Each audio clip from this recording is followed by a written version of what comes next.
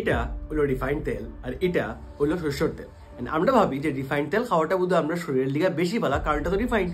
But এই জিনিসটা যে ভুল, এটা আজকে আমরা দেখবো আমরা ভিডিওতে। এই দুইটা বোতলরেই আমরা যদি একটু ঘুরাইয়া দেখি তে আমরা তার কম্পোজিশন দেখতে পারবো, এবং এই কম্পোজিশনের মধ্যে খেয়াল করলে দেখা যায় যে কয়েকটা জিনিস লেখা আছে। একটা হলো পলি আনস্যাচুরেটেড ফ্যাটি অ্যাসিডস, একটা হলো মোনো আনস্যাচুরেটেড ফ্যাটি অ্যাসিডস, আর একটা হলো স্যাচুরেটেড ফ্যাটি অ্যাসিডস।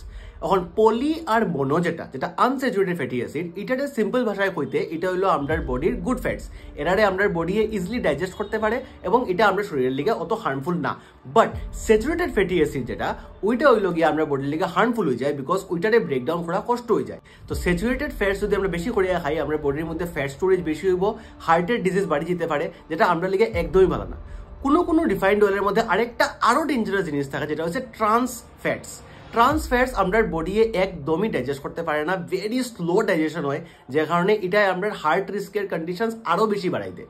তো যখনই আমরা তেল কিনবো, ওটাকে ঘুরে একবার কম্পোজিশন দেখবা যে poly unsaturated fatty acids PUFA আর mono unsaturated fatty acid MUFA, এইগুলোর কোয়ান্টিটি বেশি থাকতো, স্যাচুরেটেড ফ্যাটসের কোয়ান্টিটি কম থাকতো, আর ট্রান্স ফ্যাটস যেন জিরো থাকে। ট্রান্স ফ্যাট জিরো হইলে আমাদের বডির লিগে এটা বেস্ট সুটেড অয়েল।